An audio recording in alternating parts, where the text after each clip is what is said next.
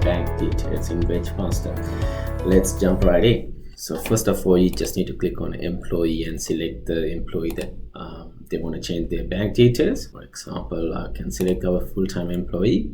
I'll go into payments, banking. So for example, if you can see here, this employee got 2 bank accounts already linked. Let's say the NAB account is his default, so where his salary is going. The reserve bank, that's where he paying every $100 every pay run as a separate payment. So every time when we process payslip for this employee, $100 go into reserve bank, the rest go into his main bank account. So now say this employee would like to change this $100 into a different bank. So how we do that? You click on edit, change the bank details to his updated banking details, the BSB and the account number.